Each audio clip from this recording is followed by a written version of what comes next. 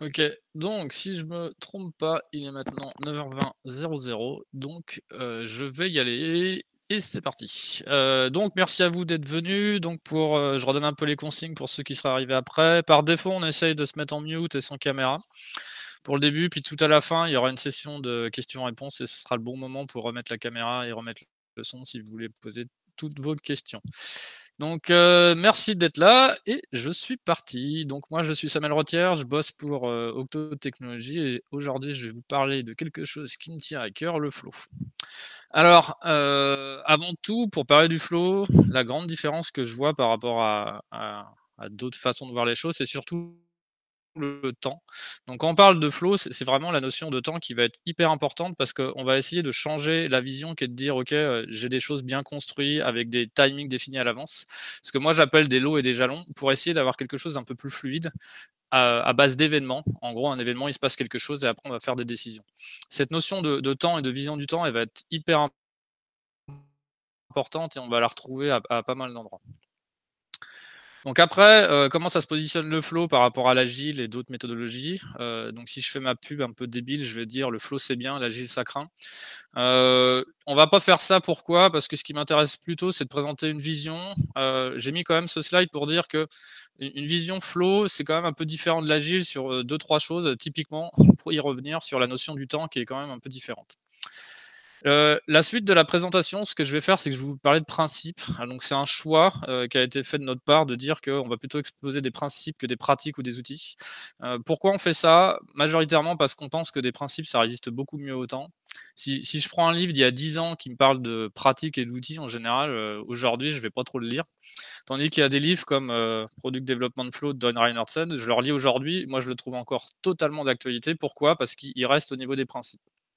Alors, après, ce qu'on va essayer de faire, c'est ce qu'on va appeler, c'est un principe structurant. Alors, ce qu'on appelle un principe structurant, c'est un principe où on pense que si on le met en place, il va y avoir des changements qui vont venir naturellement, parce qu'il est assez fort pour générer du changement dans une organisation. Donc, combien je vais en parler? Je vais en parler de 13. Bon, 13, ça porte un peu malheur, donc ça va être un peu compliqué. Et vu que je suis un truand, je vais dire que 13, c'est égal à 5 plus 5 plus 3. Et voilà, comme ça, j'ai réglé la solution à mon problème de 13. Alors pourquoi est-ce qu'on a fait 5 plus 5 plus 3? C'est pas juste parce qu'on n'aimait pas le chiffre 13, c'est plutôt parce qu'on a défini des principes différents en fonction du contexte. Je m'explique. Les 5 principes à adopter, on considère aujourd'hui que l'industrie du développement logiciel, elle est assez mature pour qu'il y ait des choses, on sait que c'est comme ça qu'il faudrait faire. Alors quand je dis: «On sait que c'est comme ça qu'il faudrait faire», moi je suis coach dans la vie normale et ce qui se passe, c'est que des fois, je vais voir une organisation et les principes dont je vais parler, les bleus, c'est vraiment les principes où je dis: «S'il y a pas ça dans l'organisation, je vais pas essayer d'expérimenter, d'adapter et tout». Je sais que c'est, le truc que je vais faire par défaut. Donc les principes à adopter, c'est vraiment les Samuel, principes où on dit: «OK, l'industrie est assez mature aujourd'hui pour dire: "Il faut y aller"». Samuel, Après excuse-moi, les oui, tes slides ne défilent pas, Samuel. mais cela, il ne défile pas. Non, il faut te mettre C'est peut-être en dommage. panorama ou OK, c'est un petit problème. Pourtant, ils sont censés défiler. OK, j'ai un problème technique. Vous voyez quoi là en fait? Tu vois ça là? là, Là, on c'est voit bon maintenant. maintenant. On avait ton question sur granularité du Voilà. flux, on voit. Voilà. Là, les OK, trois points. donc vous avez eu la bande son. Je vous remonte quand même pour voir. Donc il y avait des beaux slides. Mais après, c'est pas structurant de toute manière. Mais tu as bien fait de me le dire maintenant. Donc les principes bleus, c'est bon, vous voyez? C'est bon, Ouais, c'est bon. c'est bon. Donc ce que j'appelle les principes bleus, c'est plutôt les principes à adopter, je préfère le dire comme ça. C'est vraiment des choses où on dit voilà, l'industrie, du développement logiciel est assez mature et cela par défaut, je sais que c'est comme ça. Donc majoritairement, c'est des principes qui vont être utilisés pour mettre en place le flux.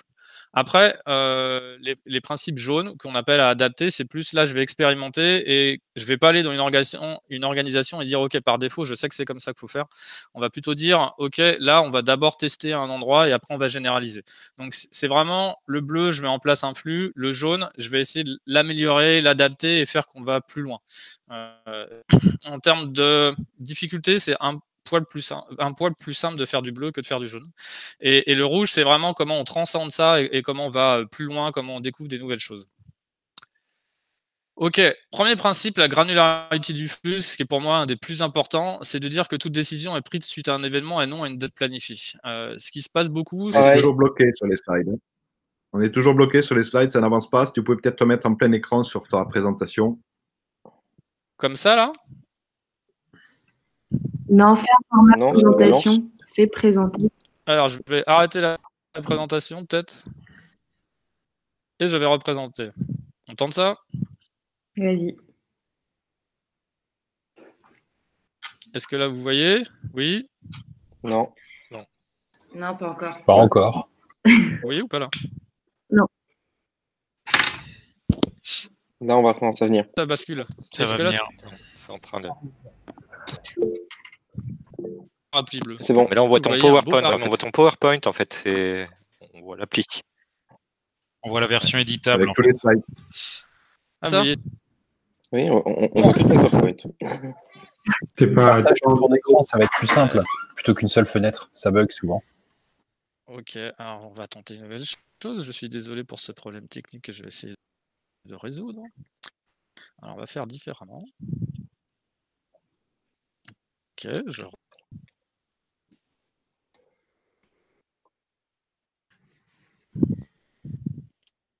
Est-ce que là, vous voyez en plein écran?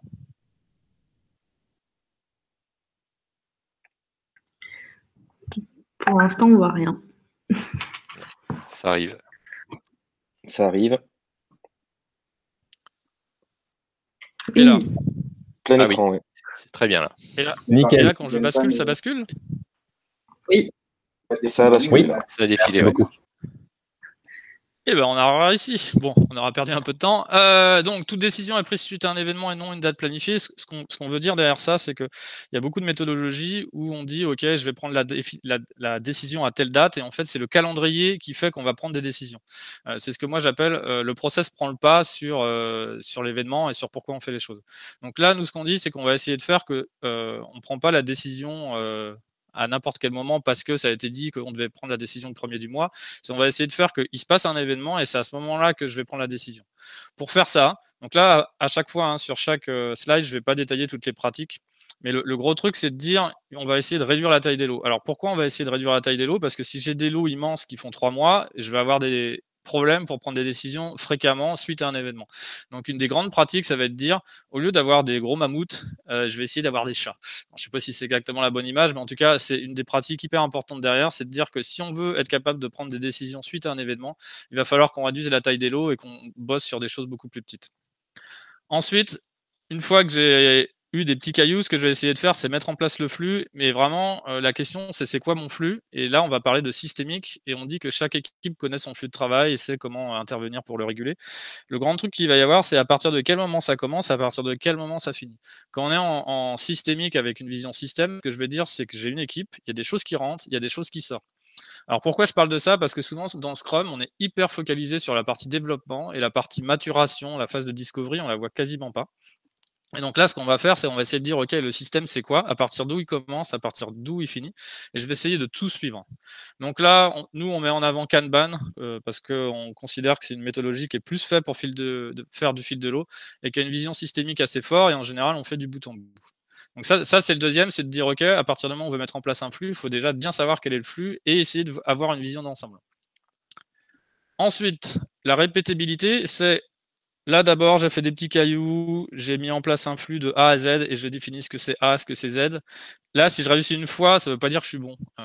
Il y a une question de répétabilité, il faut être capable. C'est pas parce que j'ai réussi une fois, du style je suis au basket, je tente le panier, ça rentre dedans. C'est pas pour autant que je sais vraiment le maîtriser. Ça se trouve, j'ai eu un coup de bol. Donc c'est là où on dit la répétabilité, c'est quelque chose d'important. Donc une livraison de logiciel est un non-événement qui peut intervenir n'importe quand. Celui-là, ce principe, il est hyper structurant dans beaucoup d'organisations. Pourquoi? Parce qu'on dit qu'un logiciel, il doit être toujours stable. On ne veut pas avoir un moment où on dit « Ah bah non, là, on est en régression, on ne peut pas livrer. » À ce moment-là, c'est pas possible. Il y a vraiment un truc hyper important, c'est je suis stable tout le temps, je peux livrer à n'importe quel moment. Donc là, on va parler de notion de qualité et de vitesse. Donc c'est là où on parle de trunk base, de pipeline, d'activation à la volée et de préserver les flux par les tests. Ça, c'est vraiment un principe, si on le met en place, c'est vraiment très très structurant parce que ça va vraiment dire qu'on doit être stable tout le temps. Ensuite, OK, j'ai mon flux, je sais d'où ça part, je sais le faire souvent, je sais répéter ma performance. Là, on va dire que je vais vouloir savoir où sont mes problèmes. Alors, j'en vois déjà certains, mais là, ce qu'on va faire, c'est qu'on va essayer de rendre les problèmes visibles. Donc là, on y va un peu fort en disant que pour résoudre un problème, il faut qu'il soit visible. Mais c'est quand même un peu l'idée qu'on a, c'est de dire que dans l'informatique, souvent, il y a les lignes de code, mais on ne peut pas vraiment les voir, les lignes de code. C'est pareil, un artefact, ça reste dans un PC et on ne peut pas le voir. Donc là, ce qu'on dit, c'est que pour pouvoir prendre des décisions et résoudre les problèmes et s'améliorer, il y a un moment, il va falloir rendre visibles ces problèmes-là. Donc ça, c'est vraiment ce principe-là qui est de dire que tout problème est résolu parce qu'il est visible. Ensuite, la courroie de transmission. On pourrait se dire qu'on aurait dû le mettre au début, parce que celui-là, il est quand même un peu basique. C'est de dire si je vais dans un open space et je vais voir quelqu'un, je vais lui demander sur quoi tu travailles et c'est quoi le lien entre ton travail et la stratégie. Et là, je veux que la personne soit capable de me répondre. Alors, je veux pas qu'elle soit capable de me dire je bosse sur la stratégie, oui, mais des fois, je veux aussi qu'elle soit capable de me dire la stratégie, c'est ça, et moi, je suis pas sur la stratégie. Et ce qui me pose aucun problème. Parce qu'il y a une notion de délégation où des fois, on bosse sur des petits trucs qui sont pas liés à la stratégie et c'est normal. Donc là, c'est vraiment ce qu'on appelle la courroie de transmission, c'est d'être capable, donc ça c'est surtout du produit, de dire ok, ma stratégie c'est ça, elle va se décliner comme ça, les impacts attendus c'est ça, et à l'arrivée ça va donner ça. Donc c'est vraiment tout le lien possible et à faire entre je veux faire ça au niveau global et ça va aller jusque là. Et le truc qui est important, c'est que ça, c'est pas juste de haut en bas, c'est aussi de base en haut pour dire ok, en fonction de ce qui se passe, la stratégie elle doit évoluer. Donc ça, cet item, il est pas non plus hyper simple quand même, c'est de dire tout le monde connaît le lien entre sa production et la stratégie de l'organisation, c'est vraiment comment on garde la trace de la stratégie. Donc là, c'est mon dernier principe bleu. Quand on arrive là, normalement, on a un flux en place. Certains disent que c'est un peu fix the basic, mais c'est peut-être un peu aller loin. Mais c'est en gros dire à cette étape-là, ok, je sais que c'est ça qu'il faut faire et je sais que voilà, j'ai un flux, il est en place et maintenant on va voir comment on s'améliore. Donc là, j'arrive dans d'autres principes, c'est les principes que j'avais appelés tout à l'heure les principes à adapter. Donc là, qui dit principe à adapter dit qu'on ne va pas appliquer tel quel sans se poser de questions. On va d'abord tester et après on va généraliser. Donc là, c'est tout changement pérenne est une modification des habitudes. Pourquoi on dit ça? Parce que souvent on voit des changements, mais en fait c'est pas des changements pérennes parce que la personne elle a juste changé de façon de travailler pendant je sais pas un mois. Et dès qu'il y a un peu de stress, ça va revenir en arrière. Donc là, quand on veut que le changement s'installe durablement, la question c'est comment on change les habitudes. Et là, je vais mettre en avant une pratique qui est le pair programming. On aurait pu le mettre dans les bleus et on a choisi de le mettre dans les jaunes. Et je vais vous dire pourquoi. C'est parce que le pair programming, c'est une façon de partager la façon dont on travaille. Deux développeurs vont travailler ensemble, ils vont voir comment l'autre travaille et ça permet de partager. Le mob programming, c'est pareil. Finalement, c'est des développeurs qui vont bosser ensemble et voilà, ils vont voir leurs habitudes. La revue de code est intéressante, elle est un peu moins bien sur cet item. Pourquoi? Parce que la revue de code, vous reviewez, c'est pas bien, mais vous regardez le code, c'est l'état final. Vous ne savez pas comment la personne est arrivée à cet état-là. Tandis que le pair programming, vous savez comment c'est fait, et là, vous pouvez évoluer. Un petit item que je rajoute quand même aussi, il faut qu'il y ait le climat de confiance pour pouvoir le faire. S'il n'y a pas la confiance, ça, ce ne sera pas possible. Mais donc voilà, après, on se demande comment on évolue, et comment on évolue, c'est vraiment se poser la question des habitudes. Ça, c'est un item qui est pour moi assez important. Ensuite, les prédictions. Alors, les prédictions, j'ai une petite histoire là-dessus parce que j'ai fait des prédictions en début d'année et on m'a dit Samuel, tu t'es complètement trompé. Mais en fait, c'est pas très grave parce que pour moi, le but d'une prédiction, c'est pas tant de dire comment on pense que ça va aller et puis gagner de l'argent là-dessus, c'est plutôt de se dire que je vais me projeter et je vais essayer de me dire comment je pense que ça va partir. Donc, c'est là où des fois on parle de scénario probable, scénario extrême, des choses comme ça. Et l'intéressant là-dedans, c'est plutôt de dire, vu que je me suis projeté, vu que je dis, ok, je pense que ça va partir comme ça, s'il y a un écart entre ma prédiction et ce qui se passe, ça va m'aider. Ça va m'aider parce que ça va me dire, ah, en fait, ça se passe pas comme tu penses, il y a quelque chose d'autre qui est en train de se passer. Donc ça, c'est de dire, ok, on se donne une direction, qui est souvent la stratégie, et comment on sait qu'on n'est pas en train d'aller au bon endroit, c'est parce qu'on va être capable d'avoir un écart entre nos prédictions et la réalité. Donc ça c'est un item qui force les gens à pas avoir le nez dans le guidon et à se projeter un peu plus loin. Ensuite, les boucles de feedback. Donc, pareil, éventuellement celui-là, si on me challenge, on peut dire ok, ça devrait être plus tôt. Mais celui-là, c'est tout ce qui est autour de les boucles de feedback et on dit que les retours utilisateurs sont une aide à la décision. Alors, la fin, je vais préciser aide à la décision. Pourquoi? Parce que les retours utilisateurs sont intéressants, mais des fois, on peut avoir des faux positifs parce qu'on tombe dans un cas un peu pas de bol ou peu probable. Donc c'est vraiment, ça va nous aider à nous améliorer. Après, c'est pas un truc mathématique où il faut le prendre systématiquement comme ça. Et c'est là où on dit, voilà, il y a plusieurs types de tests. D'abord, on va tester le problème pour être sûr qu'on répond au bon problème. Après, on va voir si on est capable de faire la solution. Après, on va voir s'il y a un marché, tous ces trucs-là. Et après, ce qu'on dit, ce qui est important là-dedans, c'est que voilà, il y a plein de boucles de feedback. Et ce qui est important, c'est de bien déterminer lesquelles vous voulez et pourquoi vous les voulez. Ensuite, la petite dernière item que je vais préciser, c'est écrit en bas, ne pas confondre test et contrôle. Tous ces tests, par exemple, si un utilisateur n'arrive pas à utiliser une application, ça peut être un problème d'ergonomie. Et c'est pas nécessairement parce que l'utilisateur il est bête ou des choses comme ça, c'est juste que l'ergonomie que vous avez fait, ça correspond pas à la façon dont il pense qu'on doit l'utiliser. Donc ça, ces tests, c'est des tests qu'on fait en général avant de coder pour être sûr qu'on répond aux bons besoins. Et après, il y a la notion de contrôle qui est plus l'application est censée faire ça, le comportement attendu de l'application c'est ça, et je vais contrôler que ça fait exactement ce que je veux. Donc ça, c'est tout ce qui est test de recette, test de non-régression, et donc ça, c'est différent. Là, quand on parle de boucle de feedback, c'est vraiment comment je fais pour maximiser la probabilité que ce que je fais, ça sert à quelque chose. Donc là, c'est beaucoup du UX et beaucoup de produits. Ensuite, l'écosystème. Alors là, ça devient un peu plus balèze. Les organisations techniques et humaines sont liées. Pour ceux qui connaissent, je suis en train de parler de la loi de Conway. Et la loi de Conway, elle dit quoi? Elle dit que finalement, le design de l'organisation humaine va avoir un impact sur le design de la solution technique. Et que c'est pas des choses disjointes. Pour donner des exemples, si vous faites une équipe front sur une appli, une équipe back, en général, vous allez avoir du mal à discuter entre le front et le back parce que les gens, ils sont pas dans la même équipe. Si vous mettez les gens dans la même équipe, vous allez voir que souvent, ça se passe mieux. Donc là, ce qui est important au début, c'est déjà de comprendre que on peut pas faire une organisation humaine sans regarder l'organisation technique et inversement, sinon ça marchera pas. Donc là, il y a une pratique que j'ai envie de mettre un peu en avant qui s'appelle l'event storming. L'event storming, à la base, ça permet d'identifier des domaines fonctionnels et de voir ce que l'appli elle est censée faire côté métier. Et après, dessus, on peut aussi mapper l'appli et dire, OK, par rapport à ce que je veux faire, bah, finalement, comment c'est. Et tout ça, c'est intéressant parce qu'on peut aussi après mapper avec l'organisation humaine. Et là, on se rend compte que y a un domaine fonctionnel qui est comme ça, puis il y a une équipe qui est comme ça, et l'appli, elle est comme ça.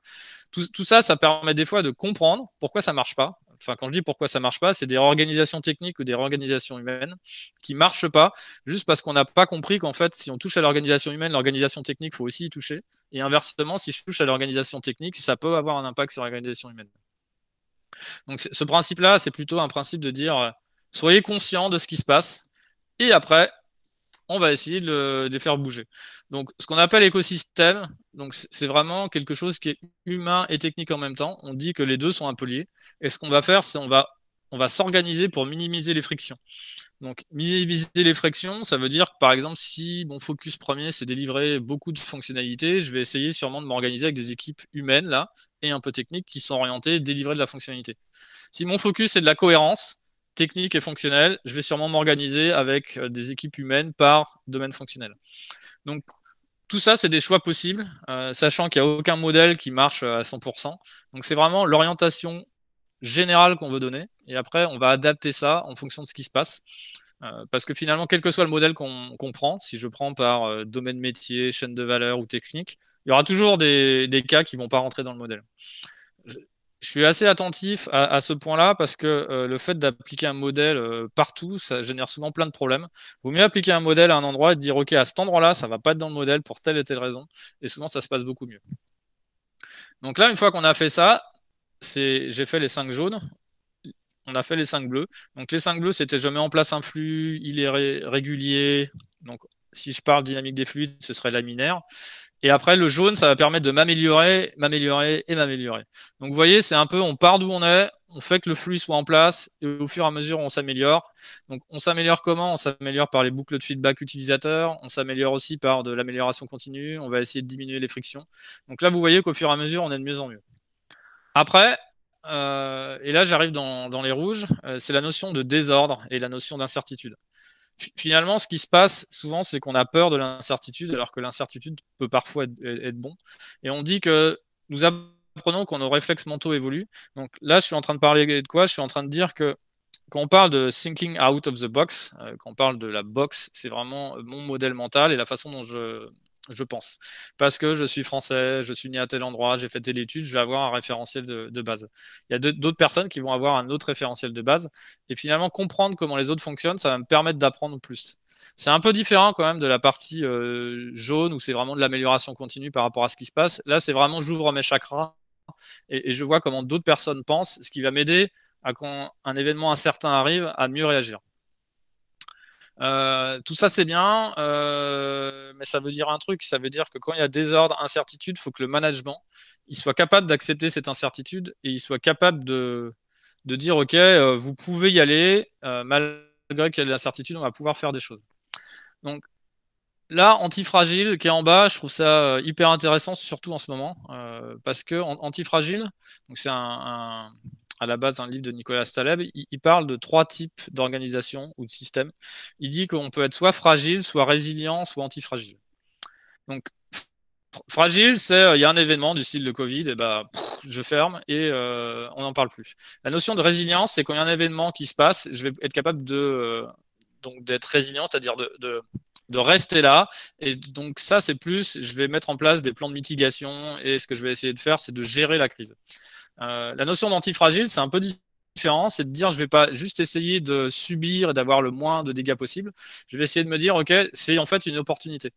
Donc ça c'est la notion de ok, il y a un événement qui arrive, finalement ça va peut-être me permettre de faire des choses. Et il y a tout aussi la gestion de la chance, du risque et comment on voit l'incertitude. Moi ça m'arrive des fois de dire je sais pas, je vais y aller au pif et on verra bien ce qui se passe. Et finalement, cette notion de hasard, pour moi, on l'utilise pas assez parce que finalement, le hasard, des fois, on ferait des choses qu'on fait pas et on découvre des nouveaux passages. Et ce qu'il y a derrière vachement aussi en Antifragile, c'est de dire si vous bossez toujours de la même façon et que vous avez une seule et unique façon de travailler, le jour où cette façon-là ne marche plus pour n'importe quelle raison, vous êtes bloqué. Donc ça, c'est vraiment la notion derrière d'option. Et on peut le faire, on peut tenter qu'à partir du moment où le management il permet cette prise d'initiative. Je vais faire aussi une autre petite digression. Quand on parle de prise d'initiative, on dit aussi que chacun doit prendre le risque maximum à son niveau. Alors pourquoi Parce que moi, mettons que je sois tout en bas d'une organisation, je vais prendre des petits risques, je vais tenter des petites choses. Si je fais ça, finalement, si tout le monde le fait à mon niveau, au-dessus, il y aura des gens qui ont tenté des trucs, ils auront quelques risques à prendre, mais pas si gros que ça.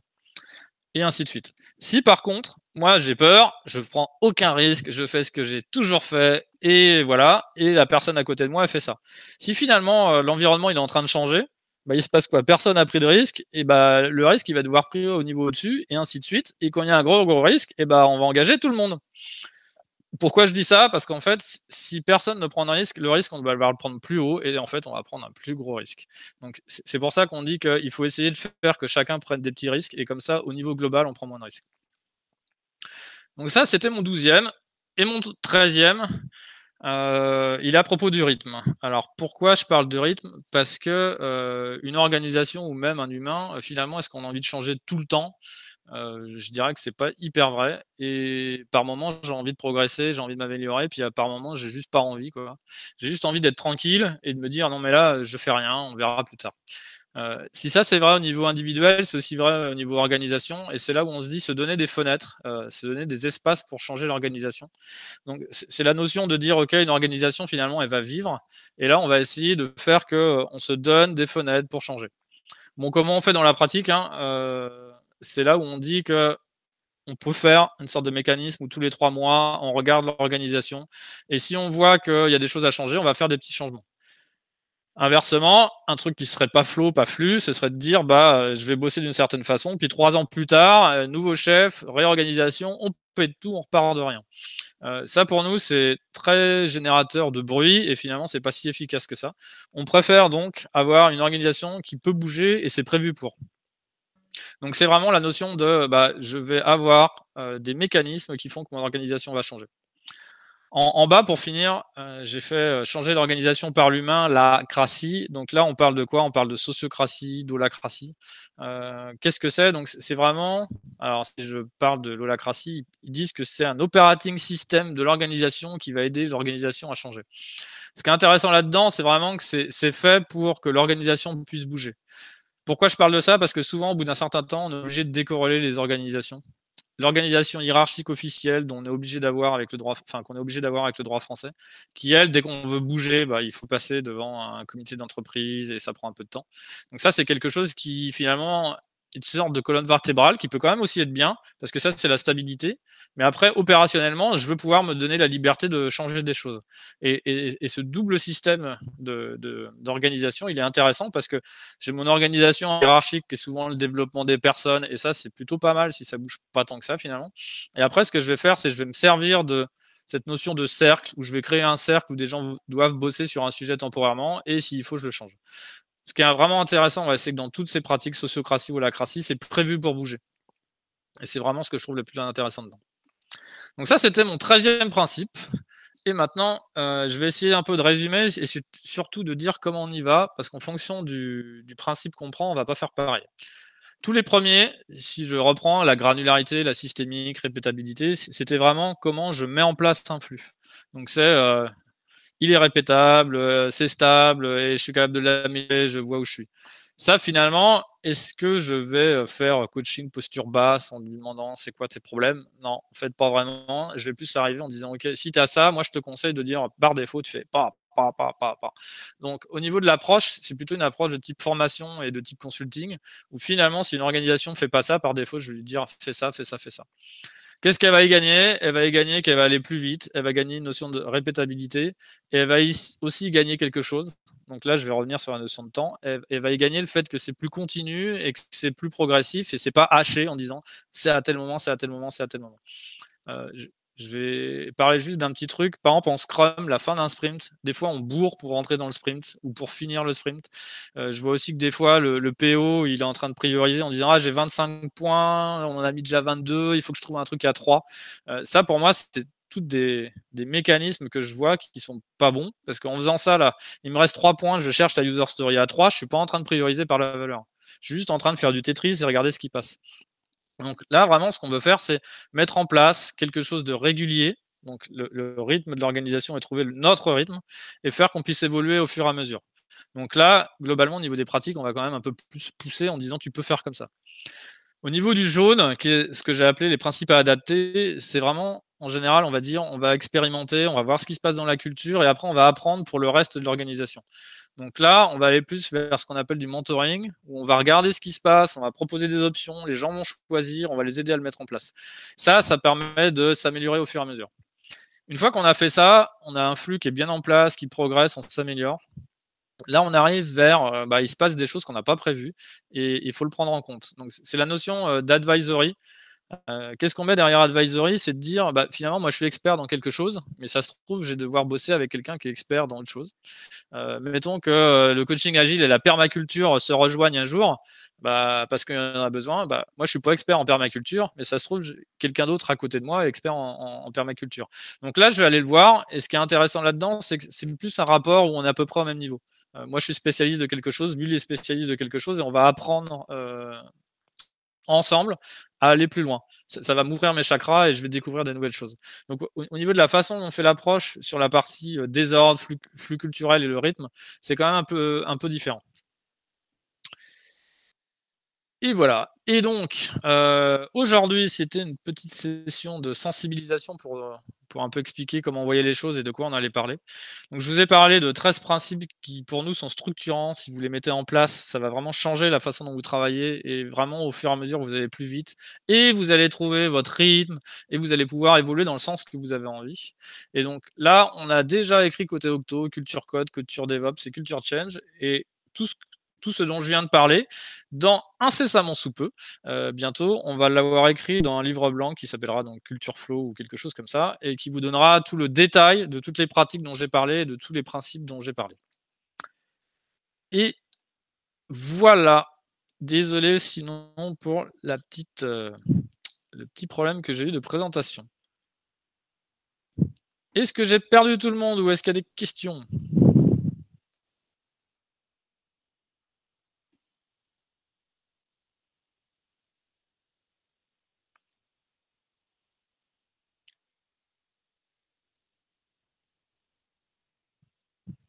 Personne n'a de questions?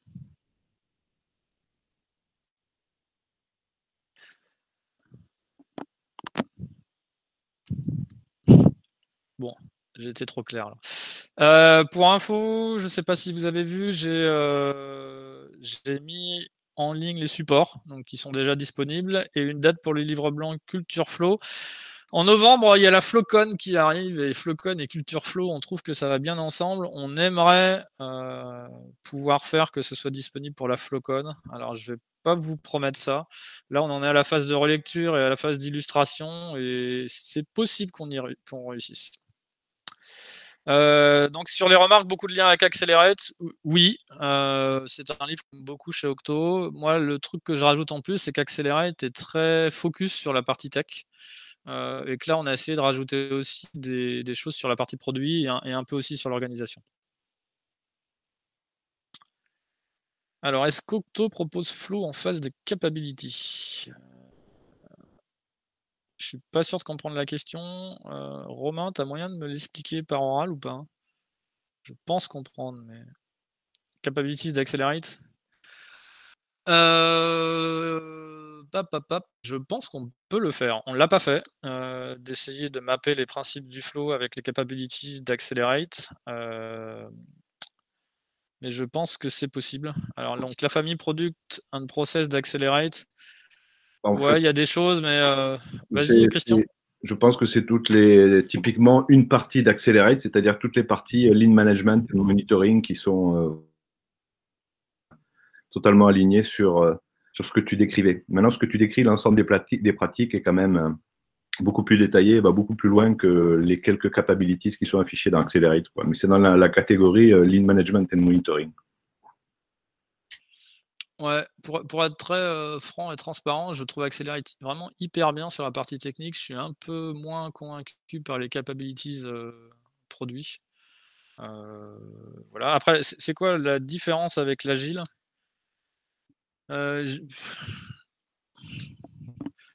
Alors, c'est quoi la différence avec l'agile? Je vais essayer de répondre. Pour moi, les 4 valeurs de l'agile, on les remet pas en cause.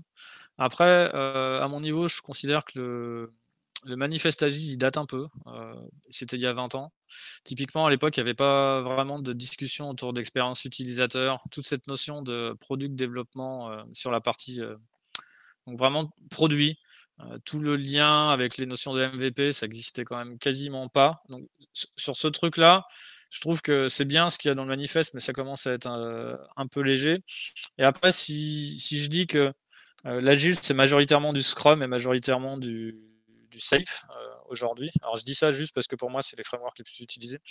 Cette notion de sprint et de rythme imposé par le process, je trouve que ça amène pas mal de déviance. Et donc je suis plus pour une approche qui est évolutive et plus dynamique. C'est vraiment la notion de temps et de prendre une décision quand il y a vraiment un événement qui a fait quelque chose. Après, on pourra toujours me dire c'est du bon Scrum, c'est du mauvais Scrum, et c'est du bon flow, du mauvais flow. Mais la grande différence pour moi, elle est vraiment là. C'est le on-demand, être capable d'être fluide. Et je trouve qu'on n'y est pas allé assez. Alors, sinon, Sarah qui me dit Safe va plus loin en V5 vers la notion de produit et Lean de manière générale, non. Sûrement. Pour être très franc, j'ai pas regardé la dernière version de Safe. Après, de toute façon, quand on regarde dans Safe, quand je parle de Culture Flow, ma bible sur Culture Flow, c'est à la base le bouquin de Don Reinertsen qui s'appelle Product Development Flow seconde génération. Don Reinertsen, dans Safe, il est cité à beaucoup d'endroits. Donc je dirais quand même que dans Safe, il y a des choses intéressantes. Après, les notions de produits, elles sont assez, je dirais, bien faites quand même dans Safe sur la notion de portfolio, comment ça se découpe et comment on arrive. Bon, j'ai retravaillé hier, je ne sais pas pourquoi ils ont appelé Epic en haut. Pour moi, le vocabulaire, c'est quand même un peu du jargon. Après, par contre, oui, il y a ça dans Safe. Par contre, ce que je vois dans Safe, moi, j'appelle ça quand même un peu du flow lent.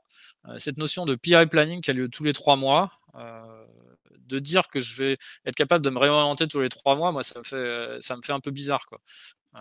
Et majoritairement, ce que je vois avec Safe, c'est qu'on se met d'accord, on se resynchronise, et une fois qu'on est parti entre un PI planning et un autre, c'est pas trop fait pour changer de direction. Et c'est ça qui me dérange le plus sur la façon dont c'est fait, c'est que moi j'appelle ça du flow lent, parce que cette capacité à aller vite, à se réorienter, à se projeter, à voir comment ça se passe, je la vois pas tant que ça finalement. Je sais pas si j'ai répondu à ta remarque, Sarah. Et donc il y avait une question, Safe est-il en phase avec Cultureflow? Moi, je dirais quand même moyen. Moyen parce que c'est quand même intéressant toutes les pratiques DevOps qu'il y a dans Safe, mais c'est pas... Enfin, un des points qui me dérange le plus, c'est que, bon, j'en ai parlé, c'est la notion de tous les 3 mois entre 2 PI planning. Après, c'est aussi la... qu'est-ce que je voulais dire? C'est aussi la notion de comment est-ce qu'on peut aller vite en prod et changer. Et ça, je trouve que c'est quand même pas hyper bien fait pour ça. Et voilà, je sais où je voulais en venir. La notion de gestion des dépendances. Safe gère hyper bien les dépendances et là-dessus, c'est assez impressionnant. À titre personnel, je trouve que gérer les dépendances, c'est le 3e truc que je vais faire. D'abord, je vais essayer de casser la dépendance. Donc, c'est tout le truc dont je parlais sur l'alignement des écosystèmes et de l'organisation humaine sur la technique. À partir du moment où j'aligne mon organisation humaine sur ma stratégie et que je vais essayer de couper les dépendances pour pas qu'elle ait lieu, quoi. Ensuite, ce que je vais essayer de faire, c'est de diminuer la dépendance. Alors, comment je diminue une dépendance? Je vais prendre un exemple technique. C'est tout ce qui est la notion d'open source, où je vais faire que si moi, équipe A, j'ai une demande dans l'équipe B, si l'équipe B n'a pas le temps, bah, je vais aller développer chez elle. Et ça, finalement, donc je vais diminuer la dépendance. Et une fois que j'ai pas réussi à la tuer, j'ai pas réussi à la diminuer, bah là, je vais la gérer. Mais je vais le faire ça qu'en 3e étape. Et je trouve un peu que voilà, dans Safe, que ça vient un peu tôt. Mise en place de l'inner source pour diminuer les dépendances, bah, c'est tout à fait ça. À partir du moment où on fait de l'inner source, il y a plein de contraintes qui sautent. Alors là-dessus, moi, je conseille le bouquin qui s'appelle Team Topology, où justement, il parle de la notion d'interaction entre les teams, et il dit qu'il y a 3 modes d'interaction. Le premier, il dit que ça s'appelle as a service. C'est de dire, moi, équipage, je vais demander à l'équipe B, je fais une demande, et après, ils vont me répondre, mais de toute manière, c'est B qui va faire la demande. Après, on parle de collaboration. A et B vont devoir bosser sur un sujet commun. Ce qu'on va faire, c'est qu'on va mettre une personne de l'équipe A avec une personne de l'équipe B, et ils vont bosser ensemble. Donc ça, c'est la notion de collaboration. Et après, il y a la notion de facilitation, qui vient en général pas dès le début. Souvent, c'est d'abord je collabore, je mets A et B ensemble, ils ont l'habitude, ils savent comment ils bossent, et après, finalement, l'équipe A peut aller bosser chez B parce que B a confiance, parce qu'ils ont déjà bossé ensemble. Ce qui est compliqué là-dedans, la notion d'inner source, c'est que moi, équipe B, je dois exposer mes standards de code, dire ce que vous avez le droit de faire, pas le droit de faire, pour que les autres puissent venir bosser chez moi, entre guillemets. Et donc, ça, là, quand on fait ça avec du service et qu'on décale un peu plus vers collaboration et qu'on décale un peu plus vers facilitation, bah, ça diminue à mort les dépendances. Et donc, j'ai moins besoin de les gérer. Je ne sais pas si j'ai bien répondu sur la notion de dépendance. Team Topology, merci d'avoir mis le lien. C'est un très bon bouquin, Team Topology. Et pourquoi c'est un très bon bouquin? Parce qu'il donne, pour moi, c'est une sorte de Tetris. Team Topology, il dit, voilà, il y a des formes comme ça, il y a des formes comme ça. Donc les formes comme ça, c'est une organisation par couche technique. Les formes comme ça, c'est une organisation par domaine fonctionnel. Et après, finalement, vous faites ce que vous voulez en fonction de la stratégie que vous voulez mettre en place. Et donc, il n'est pas prescriptif, il vous décrit vraiment ce que vous pouvez faire. Et après, c'est à vous d'assembler tout en fonction de ce que vous voulez faire.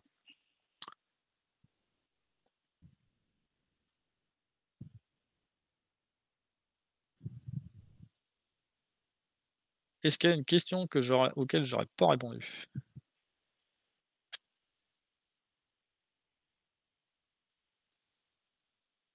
Non? Eh ben, je pense qu'on va s'arrêter là. Ce que je vais sûrement faire, donc, comme a mis Anne-Sophie, les slides sont déjà en ligne. Avec le petit problème de slide qui passait pas bien, ce que je vais sûrement faire, c'est réenregistrer la presse et je vais la mettre en ligne. Comme ça, si vous voulez la revoir, alors vous n'aurez pas exactement la même, vous n'aurez pas celle avec les problèmes. Mais je vais donc refaire une presse pour pouvoir la mettre en ligne avec tout le message.